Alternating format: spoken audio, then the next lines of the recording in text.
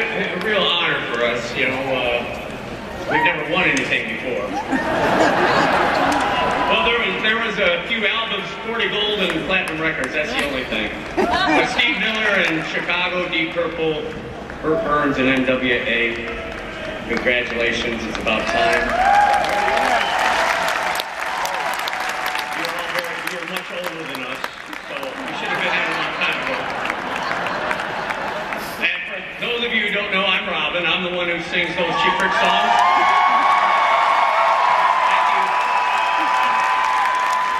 And who knew that I want you to want me would become such a defining phrase for a rock band from Rockford, Illinois. Such a stupid phrase, but it works, I guess. Music's always been my savior. It found me at an early age. Music has worth. And it's all I've ever done for my living. You can write retirement on my tombstone. Of course, along with this business of ours comes corruption and jealousy, stealing, backstabbing, resentment, lawsuits, etc. And that's just the road crew. I think you know what I mean.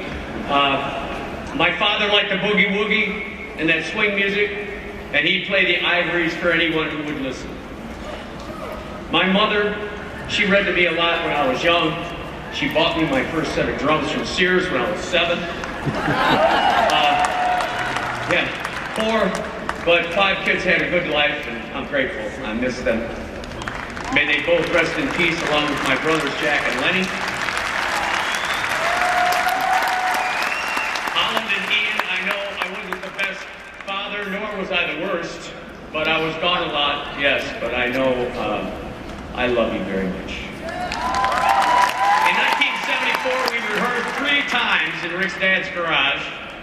Never stopped touring since. And now here we are being inducted into the Rock and Roll Hall of Fame.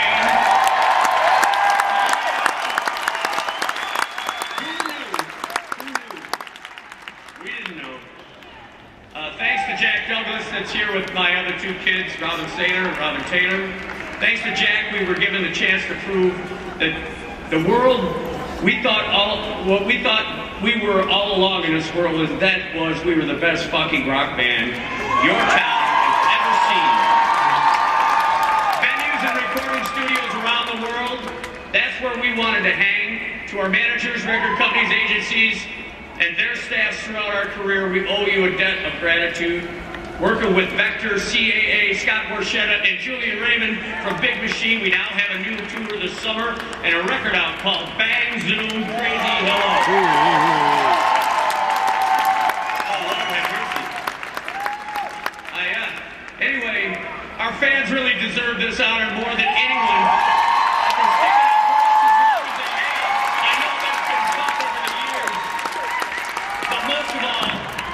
Thanks to this band, Cheap Trick, for giving me a life I'd always dreamed of, and their families for putting up with this for over 40 years. I'll never forget this night, a night I could call my own. Pamela Jean, nobody does me like you do. And I love you so. And to the Rock and Roll Hall of Fame, Glenn, it's your turn to change the channel.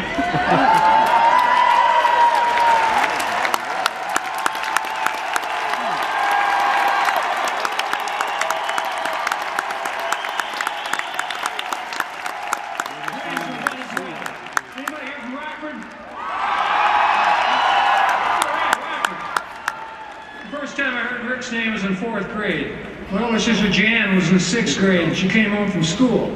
She's complaining about a new kid named Nielsen was throwing rocks at her. True. A year and a half later, the Beatles arrived. Soon Rick was gigging with the Grim Reapers. Tom was with the Boll Weevils, and I was with the Pagans. After high school, at junior college, I met a guy named Brian Beebe. He was in a duel with a guy named Robin. Brian and Robin were looking for a band to play some school rec nights. I had a band, so we played Cream, Who, and Beatles songs every Friday night that fall. It was good. 3 more years later, a few more bands later, the 4 guys from Cheap Trick were together. 42 years later, we made it here. Pretty cool.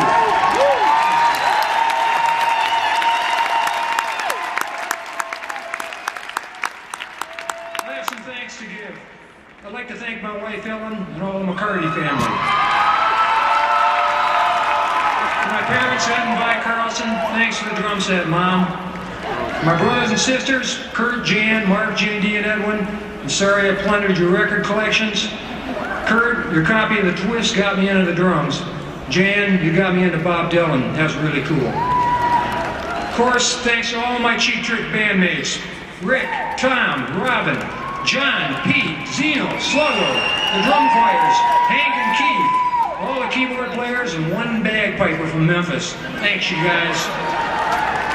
From Epic Records, thanks to Jim Charney, who's the first label guy to dig us. From CBS International, thanks to Lois Marino, Japan wouldn't have been the same without you. All my drum techs, from Jim and Muzzy to Matt, you were all great. To my three managers, Ken Adamante, Larry Mazer, and Dave Fry, you guys managed to get me this far. Thank you very much. Special thanks to Tom Werman, Sir George, and all the producers of our records. We always had the best producers and the best engineers, bar none. There's two people I'd be hanging with if they were still here. Buddy Miller and John Candace. I still miss you guys too. Thanks. And big thanks to all the fans and supporters who bought our records, concert tickets, and t-shirts. Thanks, you guys. You did it.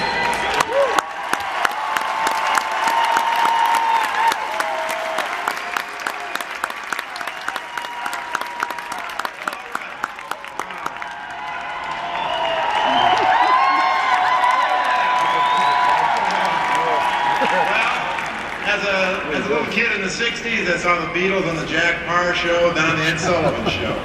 And I knew that was the world I wanted to be a part of. My parents were raised during the Depression, and they were taught to sacrifice and to conform.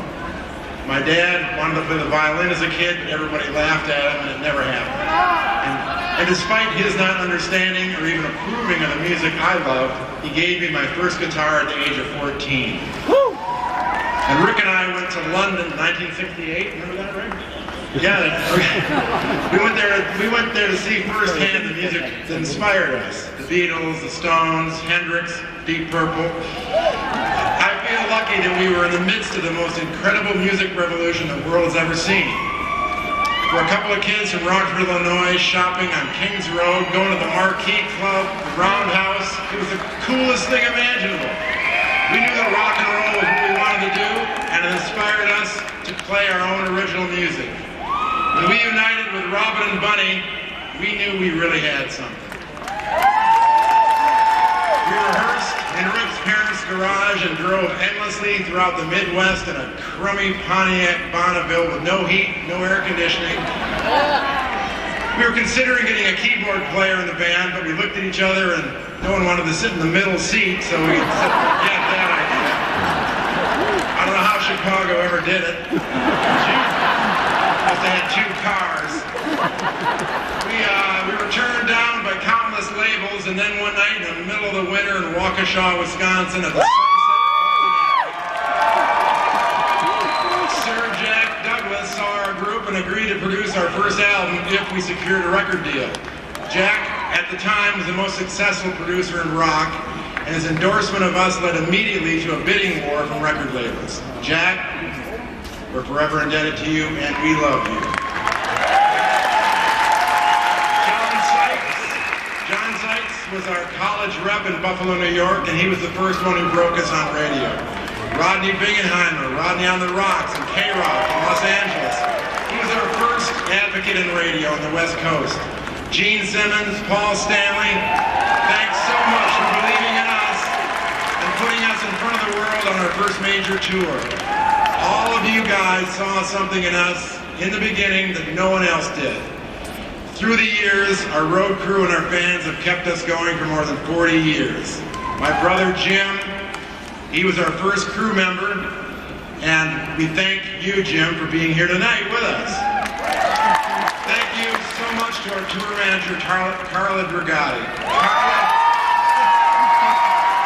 Carla, you kept us on the track and tell us where to go and where to be and what to do for 20 years. You know, we never dreamed we'd make a living making music, much less keep it going for a lifetime. Rick, Robin, Bunny, and now Dax. It's been a great ride. My father and mother believed in me against all odds. I want to pass that on to my kids. Thanks to my son, Liam, we have discovered that music can help children who have autism and find their voices.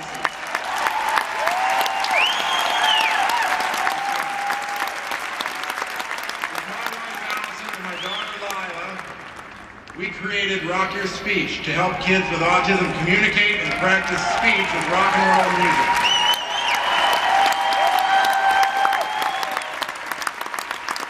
Music therapists around the world are doing great work to help people with neurological disorders recover.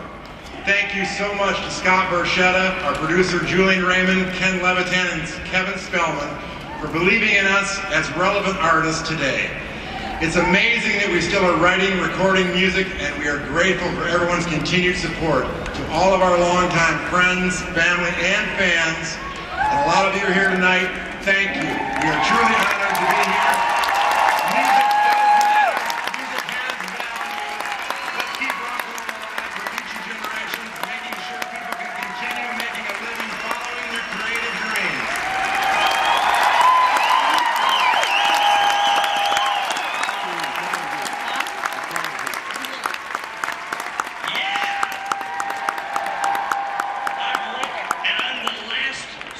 Of the night. So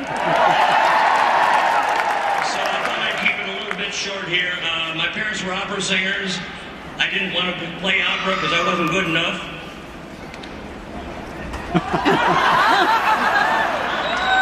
I didn't want to play their music. I wanted to play the music that I wanted to play. And I'm so lucky that today I get to play that music, even though I don't like every song I write. And I have a present here for Steve Miller, because I've got a Miller guitar. I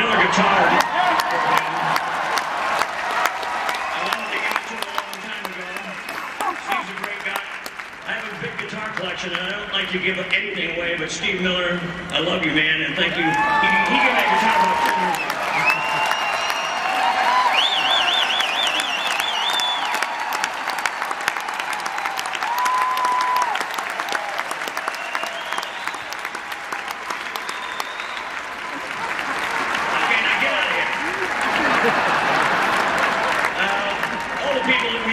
And Tom thanked, and Bunny thanked, and Robin thanked. They're my brothers. I'm an only child, and so they're my brothers. I'd kill for them, and I'd feel like killing them most of the time too. And one other thing, we're going to play in a couple of minutes here. Okay, I'll cut it short. I thank my wife for 46 years.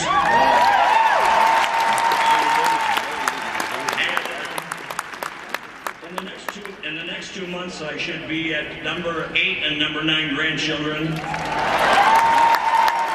thank you for the Rock and Roll Hall of Fame for charging so much that I didn't have to bring them all out here. And